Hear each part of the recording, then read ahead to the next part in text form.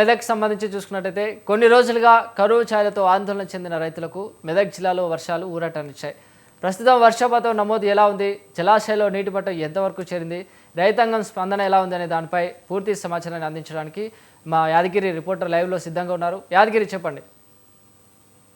Good morning Chiranjeevi. ఏదైతే కొంతకాలంగా దూపుజాడినటువంటి మేఘాలు ఎట్టకేలకు ఖండించాయని చెప్పొచ్చు. వనరుడు ఖండించి వర్షానికి కురిపిస్తున్న పరిస్థితి ఉమ్మడి మెదక్ జిల్లా వ్యాప్తంగా కనిపిస్తోంది.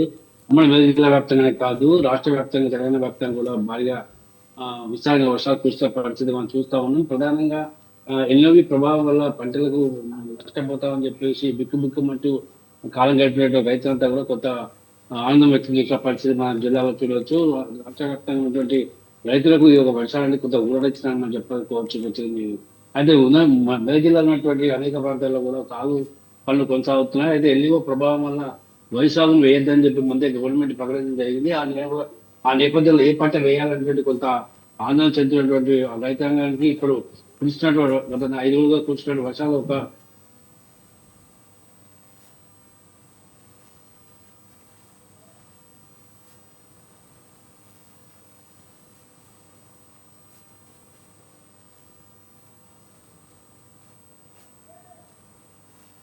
సంబంధించిన 7.6 లక్షల ఎకరాల్లో ఉన్నటువంటి భూమిలో ఏదైతే అటు పత్తి, అదే సోయాబీన్, అదేవిధంగా పెసర, మినుముల వంటి పంటలను పండించడానికి రైతులు సాగు కార్యక్రమాలు మొదలుపెట్టారని చెప్పొచ్చు.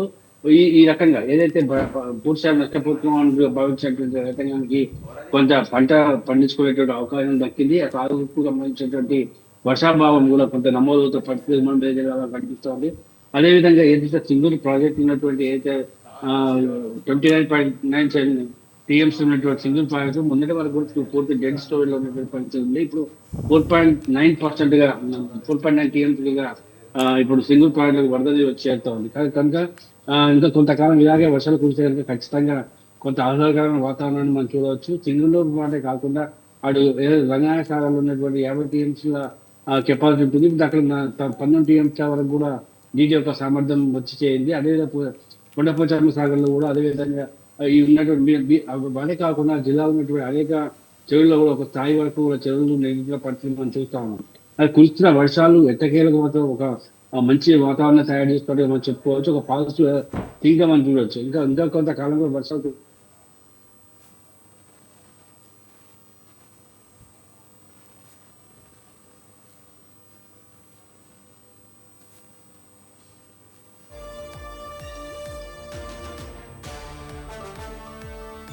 అటు అధికారులంతా కూడా అప్రమత్తవంతుల పరిస్థితి మనకు నెలకొంటుంది. అదేవిధంగా ఆ పారిశ్రామిక ప్రాంతమైన పరంజల్లో కూడా వర్షం ధారాళంగా కురుస్తున్న పరిస్థితి. అదేవిధంగా సిద్దిపేట, సంగారెడ్డి, మెదక్లో కూడా వర్షాలు కురుస్తున్న నేపథ్యంలో రైతాంగం అంతా కూడా సాగు పనుల్లో బిజీగా ఉన్నారని చెప్పొచ్చు. అదే ఏదైతే లోతట్టు ప్రాంతాల్లో ఎగువ ప్రాంతం నుంచి దిగువ ప్రాంతానికి వచ్చేటటువంటి వరద నీటి వల్ల ఏమైనా ప్రమాదం జరిగే అవకాశం ఉంటాయి. కాబట్టి వాటిని అరికట్టే నేపథ్యంలో ఇప్పటికీ అధికారులు పూర్తి స్థాయిలో చర్యలు చెప్పడం జరిగింది. గణపురం ఆనకట్ట కూడా అధికారులు పరిశీలించడం జరిగింది. ఏదైతే ఎగువ ప్రాంతం నుంచి వచ్చే నీటి వరద నీటి ద్వారా ఎలాంటి ప్రమాదం జరగకుండా, ఎవరు ప్రాణాలు జరగకుండా ఇప్పటికే హెచ్చరికలు కూడా జారీ చేయడం జరిగింది.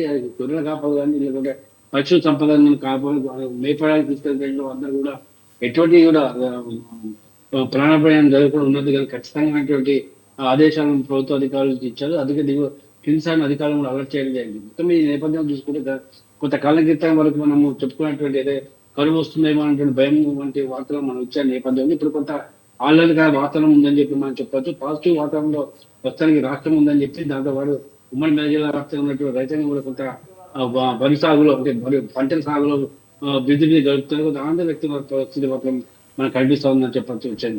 Right, thank you Yadagiri.